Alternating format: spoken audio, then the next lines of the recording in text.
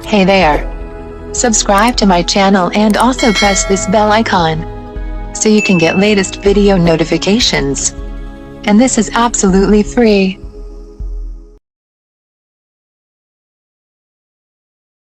You will hear a telephone conversation between an employee at a pet insurance company and a customer. You have 30 seconds to look at questions 1 to 6.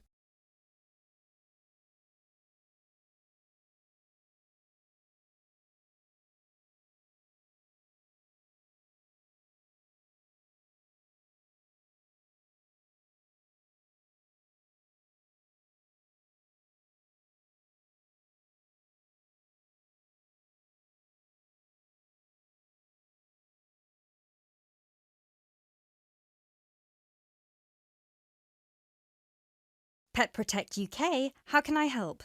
Oh, hello there. I'm calling to inquire about your pet insurance plans. Of course, just give me a second, please. Sure. So, have you checked our website already to see the options we offer? I've had a quick glance, and I think I'm interested in the basic plan. Great. I need to just ask a few questions first then. Is your pet a dog, a cat, or a rabbit? It's a dog.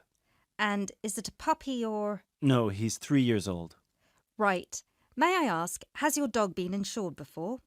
I just adopted him from the rescue center last week, and I think he'd been there a while, so I doubt it. Okay, so you've had him for a week then. That's correct. Great. I apologise for asking this, but your dog, what's his name by the way? Fenton. Fenton, is that spelt with an F? Yeah. Fenton. Great. Thank you for that. So, according to the rescue centre, has Fenton ever attacked, bitten, or been aggressive towards a person or another animal? No, not at all. Excellent. And is he a guide dog or... No, just a house pet. Great. And you said he's 3 years old. Do you know the exact date of birth? Oh, yes, it's on the adoption certificate. Just give me a sec. It's May 19th, 2013. And do you know, has Fenton been neutered? Yes, he's been castrated. Excellent. And final question, what type of dog is Fenton? Is he a pedigree, a crossbreed, or a mixed breed? A crossbreed, I think. Right, crossbreed... Wait, sorry. What's the difference between the three? A pedigree is a dog whose parents are of the same breed. A crossbreed is from 2 different breeds, while a mixed breed is 3 or more. Then he's a mixed breed. Sorry about that. Right, no worries. So, could I take your full name, please? My name is Peter Pischinger. That's Pischinger. Right, thank you for that. And what's your address?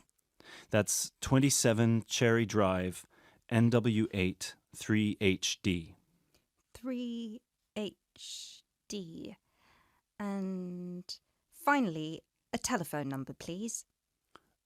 020-3634-7957. Thank you.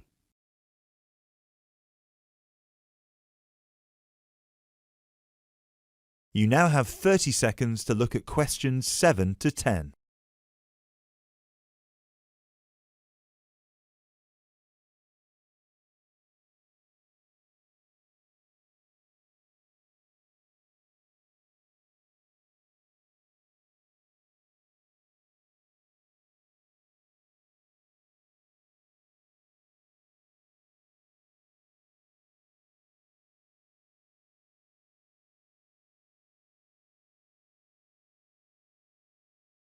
Now, you said you were interested in the basic plan. Is that correct?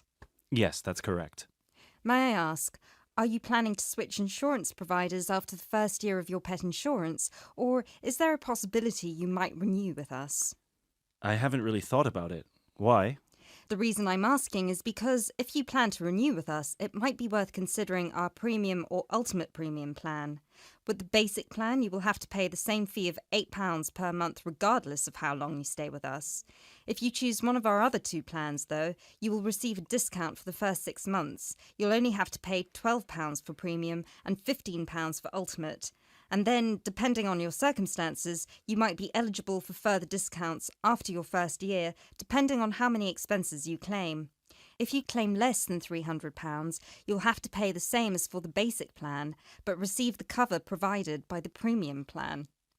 Huh. Is that something you might be interested in? I'll have to think about it. Is it possible to switch to one of the other plans later on? Yes, of course. You can always upgrade. Let's stick to the basic plan for now then, and then I might call you back to switch. No problem. So, what happens now? Well, first we would need you to come over with little Fenton so we can have a look at his documents and medical history. We'd also need you to get him to the vet for a quick checkup. All of this is standard procedure before we can proceed with the insurance plan.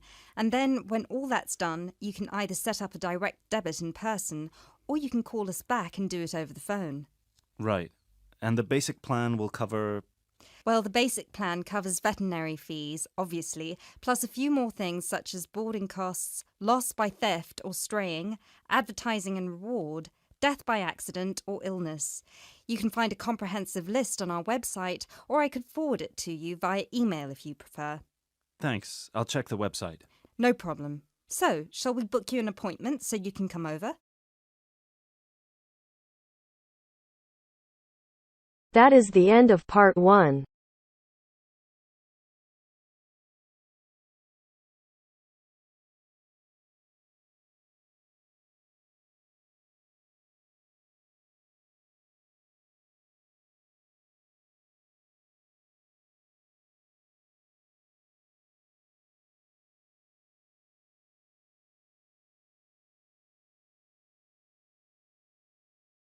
Now turns to part 2. You will hear an extract from a talk about facilities for students with disabilities. First, you have some time to look at questions 11 to 13.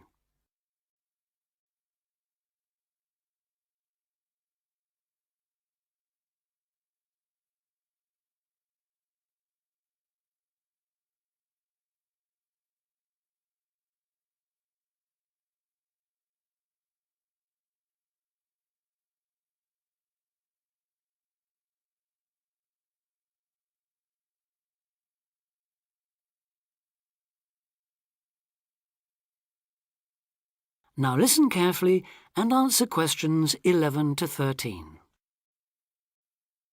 Welcome to Student Times, the programme with all the latest on what's happening at universities around the country.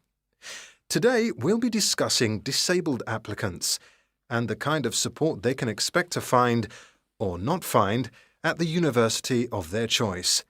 With me to tell us more is Student Disability Advisor Sally Taylor. Good morning, Sally. Good morning, Hugh. I'd like to start by pointing out that although 1 in 4 people has some kind of disability, the proportion among students is much lower. This is partly because most students are under 25 and many people only develop their disabilities as they get older, but it's also because some universities don't do much to encourage access. It is true, though, that some have quite sticky problems when it comes to, for instance, wheelchair access, ancient buildings, cobbled streets built centuries ago, and so on. When faced with such a situation, some universities make an extra special effort to provide for students with particular disabilities, while others have specialist accommodation. In fact, all universities should have a written policy statement on students with disabilities, setting out what facilities they have, what their attitude is, and what they're prepared to do. But having said that, only you can properly understand the challenges of any disability you have, and so before accepting a place at a university, or even while you're considering applying, if only to raise the university's awareness, it's good to talk to them and find out how much they can and will do for you. The problem is who to talk to. Most universities and some students' unions have a disability advisor who is supposed to know what facilities they already have and will help with further arrangements if necessary or possible. However, all too often this person is a token. Sometimes it's just an extra responsibility given to a secretary. They don't know what the situation is in practice, and they don't have any real authority to change anything. So, given that for any prospective student it's best to visit a university before applying, it's an especially good idea for students with disabilities or special needs to check whether the place really does come up to scratch. In general, the university should provide personal care and assistance, and there are certain key features to look out for if you have a particular disability, including the following. Before you hear the rest of the talk, you have some time to look at questions 14 to 20.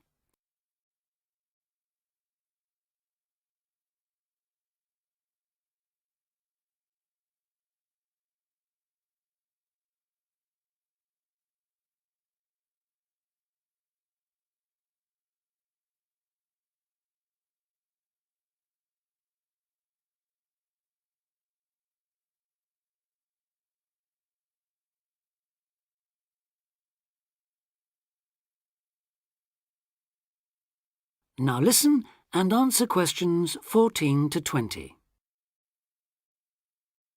Firstly, if your mobility is impaired, check there are ramps and easy access to all buildings, not just accommodation or teaching rooms. Then, when you're inside, look for clear instructions on fire and emergency procedures for the disabled. Also, make sure there are lifts that work, not the usual ones that seem to be out of order half the time. And check for suitable lavatory facilities. There is a different set of things to look for if you suffer from any kind of hearing impairment. There should be induction loops in lecture theatres, flashing sirens in all rooms, and in accommodation, visual doorbells that light up when somebody calls round to see you. If it is your sight that is impaired, there obviously need to be braille translators of books and documents. In all buildings, the stairs, floors, doorways and windows must have clear markings, and there also have to be special fire and emergency procedures for you. If you suffer from dyslexia, you will need a computer for general use and in exams. And as exams may take you longer to complete, you should be allowed extra time in which to do so. This applies to work in general too. There are, of course, many other possible health difficulties that you may suffer from, such as diabetes, epilepsy, or heart conditions. If this is the case, check the availability of access to appropriate treatment, including medication and/or therapy. Finally, make sure that in the event of an emergency, it is clear what you and other people who may be involved have to do. That is the end of part 2.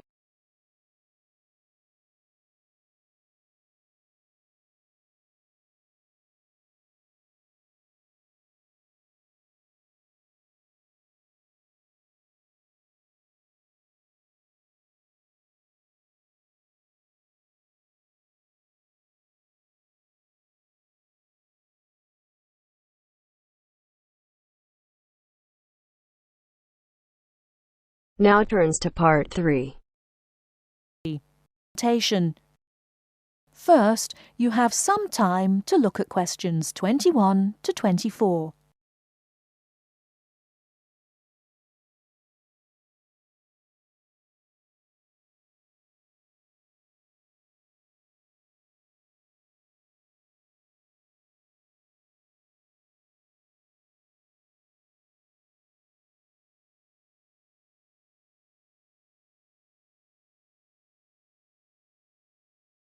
Now, listen carefully and answer questions 21 to 24.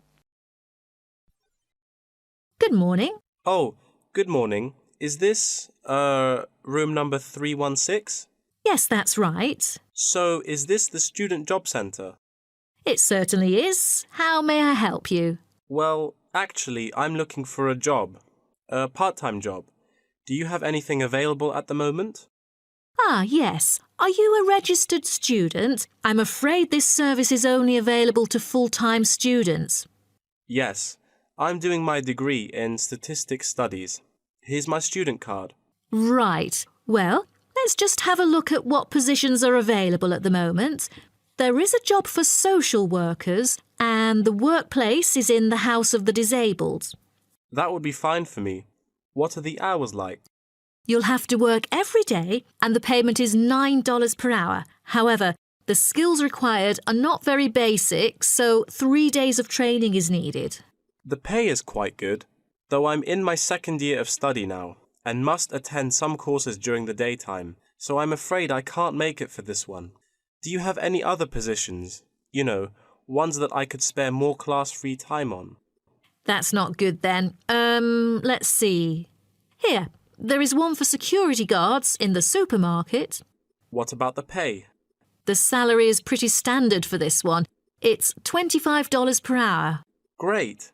That's much higher than I would have expected. Are there any special qualities required? It sure offers quite a good salary. There's almost no requirement for this job except that you must wear a uniform which is provided. That's very nice then. But what about exact working hours for this? I hope it will be okay for me. The working time is from 9 a.m. to 5 p.m. and you only need to work 3 days each week.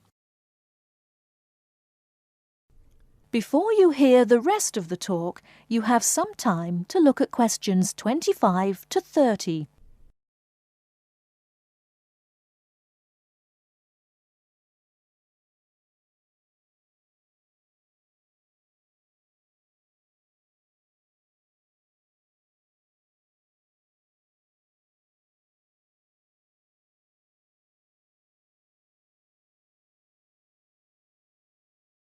Now listen and answer questions 25 to 30.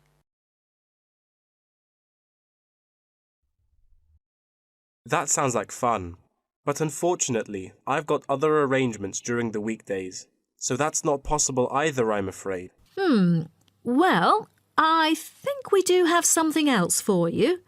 Yes, here it is. There is a vacancy for a van driving position in a furniture company that might suit you. What is the working time for this one? On the weekends? No, it's night work. That's good to hear, because I'm available for most of the late hours. And the good thing for this is that you've got variable hours to choose from, though the payment is fixed. Any other restrictions for this one? Yeah, it requires the driver to have reliable driving skills.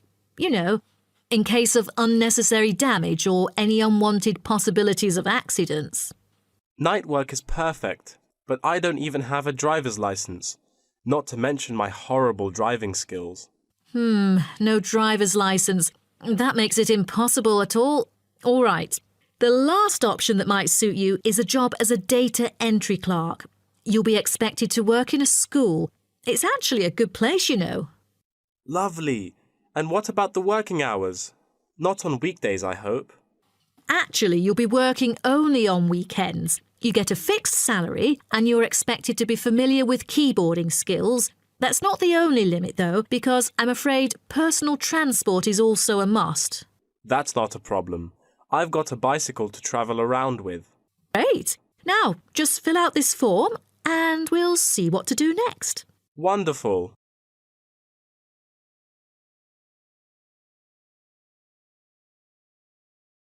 That is the end of part 3.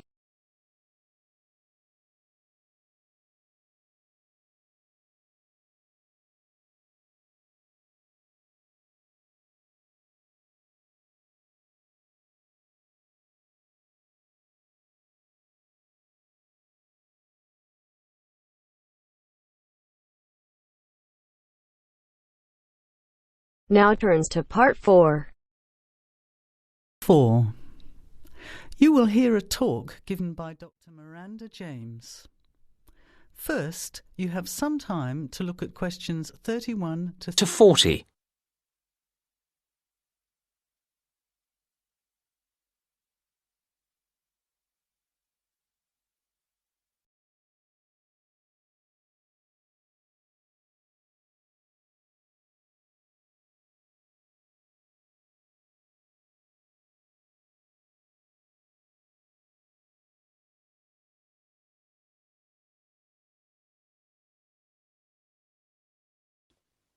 Today I'll be talking about the issue of waste, which has become an immense problem in today's society. We face huge challenges in terms of reducing its creation in the first place, and then in dealing with it when it has been created.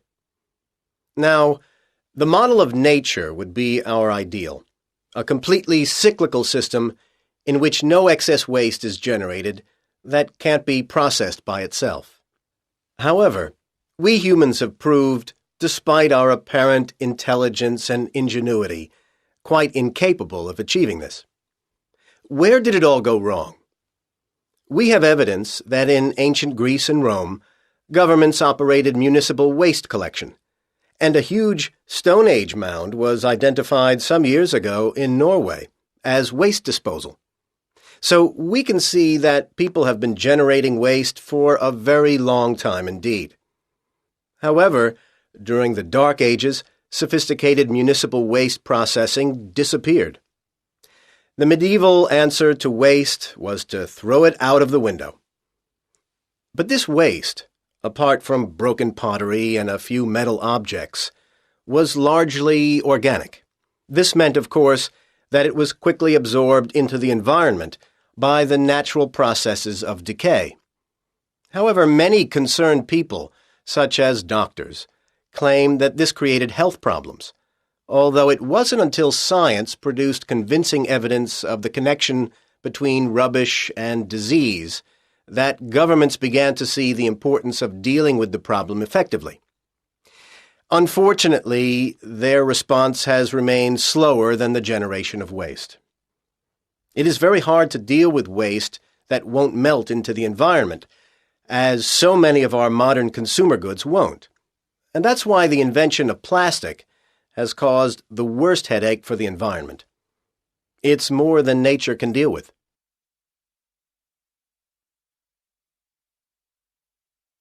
In order to address the root of the problem of waste, we need to think about what has made the quantity of waste accelerate in growth. I'd identify three main reasons. As many countries became industrialized, we saw the advent of mass manufacturing. This has been enormously damaging, as it has greatly increased the amount of things on the planet's surface which don't go away by themselves. Closely related to this is packaging, necessary for transporting things around the world, but then extremely difficult to get rid of properly. And a third aspect to the problem has been disposable goods. We have become accustomed to so many things being to use and then discard that we find it hard to imagine life without them. And yet we spare little thought for where they go when we do discard them. Right now, let's move on from where all this waste comes from to what is done with it all now it's here. Different countries deal with waste differently. Of course, each country also changes what it does, so the figures for waste treatment I've got here are likely to change in the future. Let's look at municipal solid waste, or MSW. MSW is important to consider because it's effectively a measurement of consumerism, how much waste people produce that goes beyond the absolute basic requirements in life to eat and drink. One of the main ways of dealing with MSW is incineration, burning it. This is adopted variously around the world. The UK burns relatively little waste, as does the US, while Denmark burns about half of all waste, and Japan uses this method for as much as 3/4. These are broad brushstrokes, of course, because an important issue is how efficient and clean the burning process is. Another major form of waste treatment is using landfill sites, basically burying the waste in the earth. Currently, this method is the dominant process used in the UK at over 80%, and is also heavily used in Germany and in the US, while densely populated and mountainous countries such as Switzerland and Japan dispose of relatively little this way. A third and much better way of dealing with waste is to recycle it, turning it back into more things we need. It must be said that much depends here on whether further waste is generated by the recycling processes themselves. The UK and Japan have rather poor records in recycling, while Switzerland tops the table in this respect, and reasonably impressive levels are achieved by Denmark and Germany. I really hope that if we all gathered here again 10 years from now, these figures would be much higher. Time and a lot of effort will tell. That is the end of Part 4. You now have half a minute to check your answers.